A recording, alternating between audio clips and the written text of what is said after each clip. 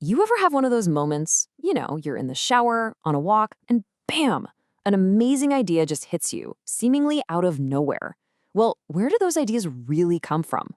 Today, we're going to pull back the curtain on the true nature of inspiration and follow that spark all the way from a tiny impulse to a finished creation. So let's just get right into it. This is the big question, right? Is inspiration some kind of magical gift from the universe, a random bolt of lightning? Or is it something we can actually understand, something that's happening inside us that we can maybe even get better at? We all have this image of the eureka moment, Archimedes jumping out of the bathtub. But the reality? Well, it's way more interesting than that.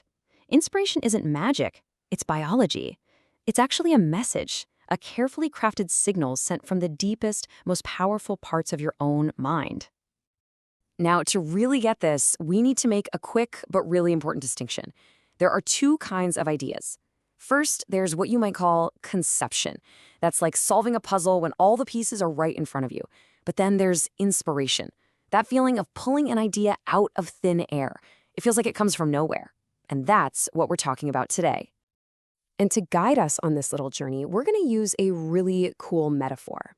We're going to trace the entire life cycle of an idea, from its very beginning as a cocoon of unconscious thought, all the way to its big moment, emerging as a beautiful, fully formed butterfly of creation.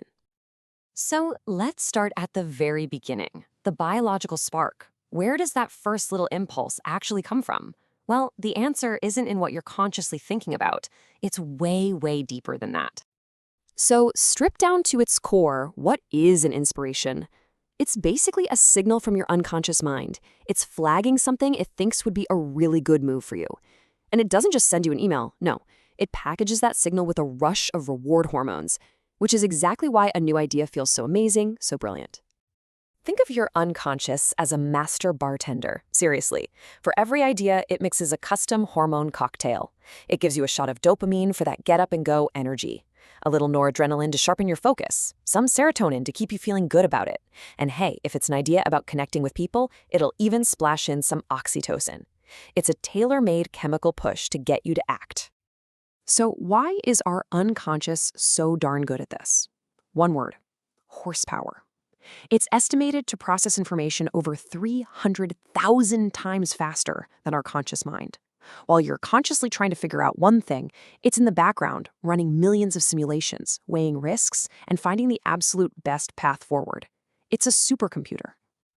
Okay, that spark is incredible, but it doesn't come from nothing. You can't just create from a vacuum. An idea needs raw materials. So, how does our unconscious gather all the threads it needs to weave that initial cocoon of an idea? It really happens in 4 key stages. First, attention. You notice something, and it enters your short-term memory. Second, introspection. You filter that thing through your own values and experiences, making it meaningful to you. Third, abstraction. Your brain turns that specific experience into a more general pattern or rule. And finally, consolidation. When you rest, your brain stores that pattern away in long-term memory, ready to be used later. This whole incredible automatic process, well, it has a name. Nobel Prize winner Daniel Kahneman called it System 1. Just think of it as your brain's default operating system. It's fast, it's intuitive, it's unconscious, and its main job is to constantly create these patterns and gut feelings from everything you've ever experienced. It's the cocoon factory. So we have the cocoon. That's awesome. But a cocoon isn't a butterfly, right? To get from the raw impulse to a finished creation, we need to bring in the other part of our mind, the slow, careful, logical part. It's time to hatch this thing. And this is System 2. If System 1 is your gut, System 2 is your brain. It's slow, it takes a lot of effort, and it's super logical. Its job is to take that brilliant impulse from System 1, put it on the table, and really examine it, poke at it, and refine it into something real and usable. And this is the perfect way to see it. It's a partnership.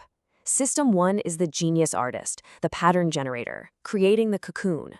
But System 2 is the engineer, the pattern validator, who carefully hatches it. You absolutely need both to make anything great. But here's the catch, and it is a huge catch.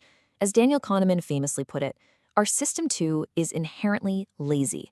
It takes a massive amount of glucose, of real physical energy to do that slow, logical thinking, so our brains are literally hardwired to avoid it.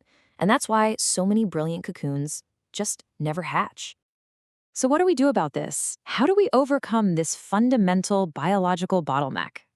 Well, this is where a brand new, incredibly powerful tool comes into the picture. We can now think of AI as a tireless, creative co-pilot. Just look at this breakdown.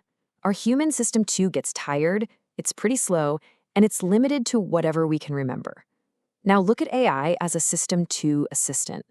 It's tireless. It can run logical checks at insane speeds. And its memory isn't just what you know. It's pretty much everything humanity knows. It's the perfect fix for our brain's biggest weakness.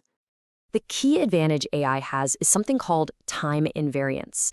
It just means it doesn't get tired. It doesn't need a coffee break. It doesn't get sleepy. It is completely free from the biological fatigue that makes our logical brain want to quit. It can do that hard System 2 work forever. So think about what this means. AI can be your co-pilot in a couple of incredible ways. It can act as a tireless copy of your own reasoning skills, just without the fatigue. Or it can be a gateway to the entire collective knowledge of humanity, finding connections you never could on your own. But, and this is maybe the most important takeaway of all, AI is a tool. A ridiculously powerful tool for sure, but just a tool.